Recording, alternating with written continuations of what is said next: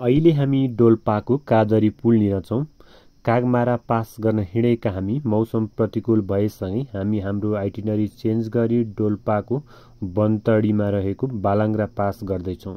यो हाम्रो लागि तुलनात्मक रूपमा सहज भए पनि यसमा पनि थ्रिल पक्कै होला नै। हामीले पछ्यायौँ सबैभन्दा ठुलो बाटो र हिँड्यौँ बिस्तारै बिस्तारै।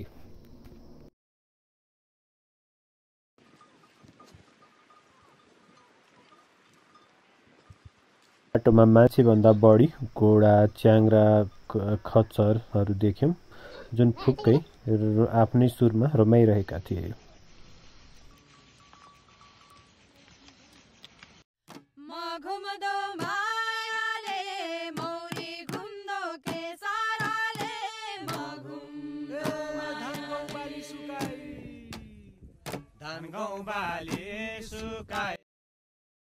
हामी लगभग 2 घण्टा हिँडेपछि हामीले चिया खाने ठाउँ भेट्यौँ। चिया पियौँ र यात्रालाई अगाडि बढायौँ। बिस्तारै पानी पर्न थाल्यो। पानी परेपछि हामीले ब्यागको रेनकोट निकाल्यौँ। रेनकोटले हाम्रो शरीर पुरै ढाकेन। पानी हाम्रो लागेको लुगामा पनि भिज्न थाल्यो। तर हामीले यात्रा अगाडि बढाइरह्यौँ। बाटोमा हिमाल देख्यौँ। कुहिरो पहाडको रमाइलो दृश्य हेर्दै अगाडि बढ्यौँ।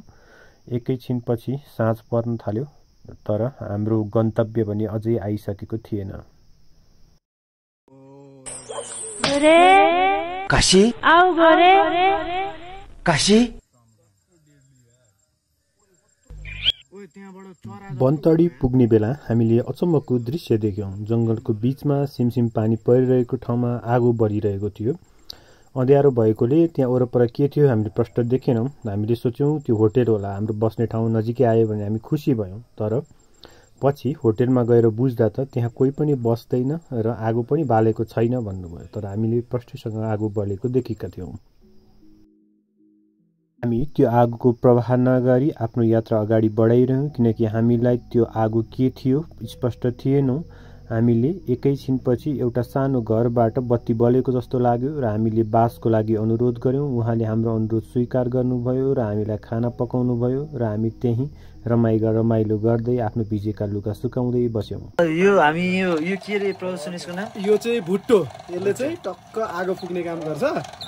यो चाहिँ हिमाली भेगमा मात्र पाइन्छ फेरि, अन्त चाहिँ हुँदैन रहेछ। यहाँ ल कस्तो पानी के रे आगो फ्यादा होला त? ल आगो फाल्ने होइन, कस्तो पानी नै उम्लिने एकैचोटि पकाउँदैछ हामी चाहिँ होइन।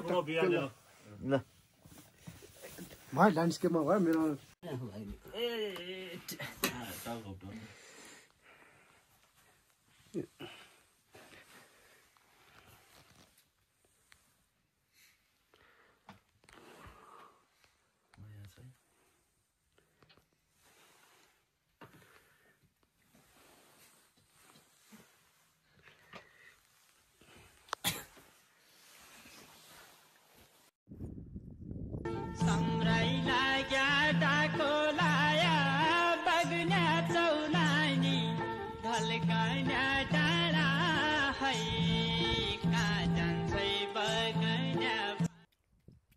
हामी बसेको होटल त यति राम्रो पो रहेछ। चारैतिर हिमाल, आकाश खुल्ला, पहाड, लेक, चौरीहरू, भेडाहरू। राति हामीले केही देखेनौँ तर उज्यालो भएसँगै हामी अर्कै दुनियाँमा छौँ जस्तो लाग्यो। यही थियो मेन बालाङ्ग्रा पास अर्थात् बनतडी। हामी यहाँ ब्रेकफास्ट गरेर चर्यौँ गाडी पाउने ठाउँ काईगाउँतिर। काईगाउँ कति लाग्छ टाढा, कति छ भन्ने हामीलाई थाहा थिएन। तैपनि हामीले बाटोलाई विश्वास गऱ्यौँ र अगाडि बढिरह्यौँ।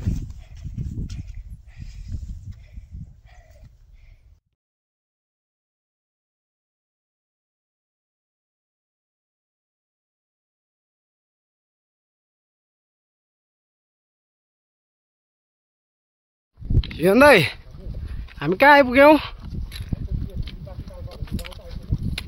हो र? अब हामी यहाँबाट कहाँ पुग्छौँ भनिदिनु पर्यो तपाईँले। यहाँ माग्यो त सिन त बवाल देखाएको थियो यहाँबाट त। दामी भ्यू आइरह ल।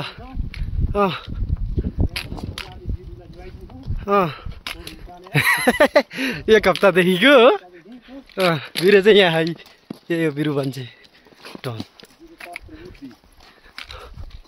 क्या बवाल देख्यो है यहाँबाट यार फुल खुल्या बेला है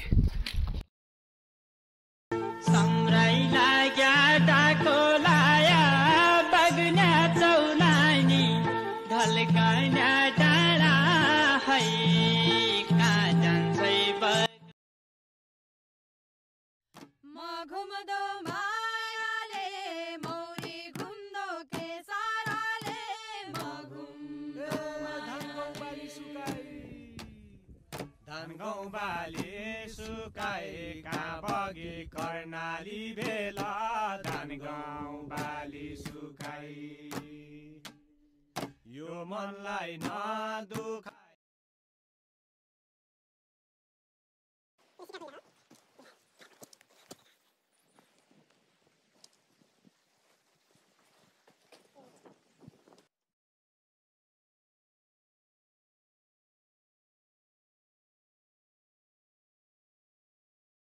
फाइनल्ली हामी चाहिँ हिजो 1:25मा हिँडेपछिबाट लोकेसन केही थाहा नभइसकेपछि हिँडेका थियौँ अहिले काईगाउँ भन्ने ठाउँमा आइपुग्यो लगभग 23 घन्टापछि बिचमा एउटा सानो छाप्रो जस्तोमा सुत्न पाएको थियो यो चाहिँ काईगाउँ भनेको यही हो यहाँबाट हामी प्रष्ट देख्न सक्छौँ यता खोलाहरू र यता माथि अर्को गाउँ पनि रहेछ हामी चाहिँ यही पुरा यो डाँडो सबै छिचोलेर तलसम्म आइपुगेका थियो हैन काईगाउँ पुगेर हामीले थकान मेट्यौँ खाना खायौँ आराम गऱ्यौँ र जिप खोज्न लाग्यौँ जिप त बिहान मात्र लाग्ने रहेछ 9 बजे अघि नै जिप जाने हुँदा हामीले जिप पाएनौँ र हामी तास खेलेर रमाइलो गर्दै बस्यौँ र भोलि मात्रै हामी जुम्ला जाने भयौँ त के खाँदै हुनुहुन्छ अरे हामी त भोटे चिया मस्तसँग खाइरहेछौँ ल वाह हामी काईगाउँमा चिया खाजा खाएर बाटोमा भेटिनुभएका भरत दाईले दिनुभएको नम्बर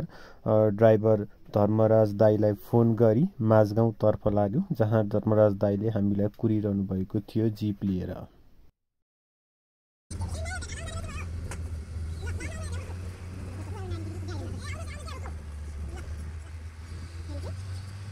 हामी जगदुल्ला गाउँपालिका नजिकबाट जिप चढेर बिस्तारै अगाडि बढ्यौँ मौरे लेकतर्फ जहाँ हामीले बाटोमा फोटो भिडियो बनाउँदै गयौँ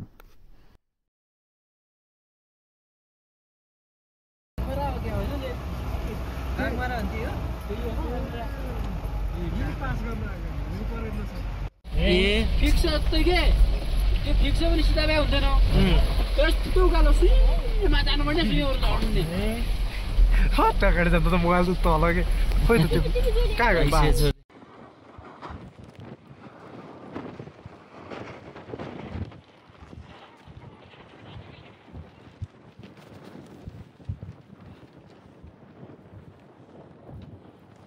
लुकेर बसेको यो हिमाल लुकाउन नसकेको यो हिमाल चुचुरो नि चुचुरो भयो यो ठाउँ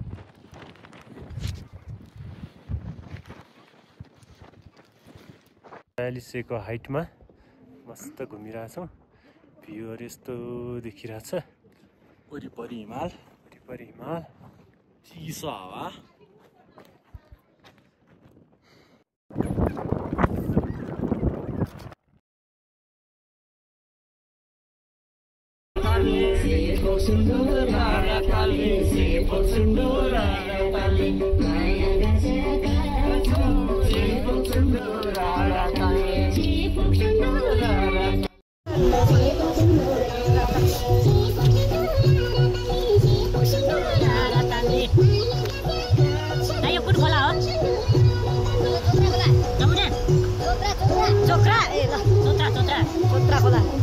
कस्तो दामी छ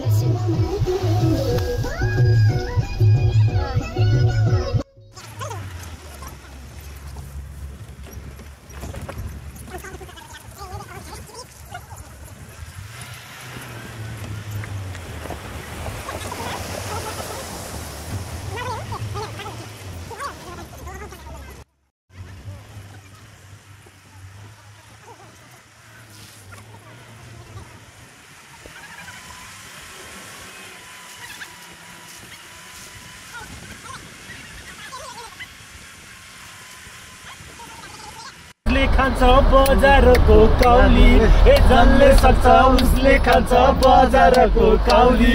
ए भाग्य भए उनकी छोरी हामीसँग आउली, ए भाग्य भए उनकी छोरी हामीसँग आउली। ए कलियुगको बेलैमा दोस्न हुन हो, ए उनकै छोरी तरुनी। मणिसागु जुम्लाको मणिसागु गाउँ।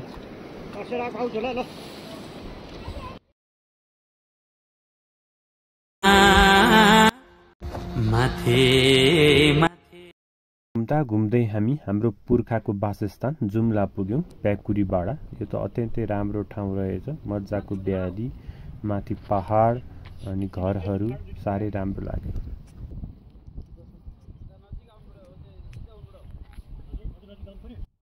हामी प्याकुरीबाडा हुँदै जुम्ला बजार पुग्यौँ। जुम्ला बजार पुगेपछि हामी होटलमा ब्याग राखेर जुम्ला बजार घुम्न निक्ल्यौँ। बजारमा हामीले चिया खायौँ अनि त्यसपछि हामीले सनसेट भ्यू हेऱ्यौँ, च्याङ्ग्राहरू हेऱ्यौँ। अनि त्यसपछि हामी लाग्यौँ पवित्र धार्मिक स्थल चन्दननाथतर्फ।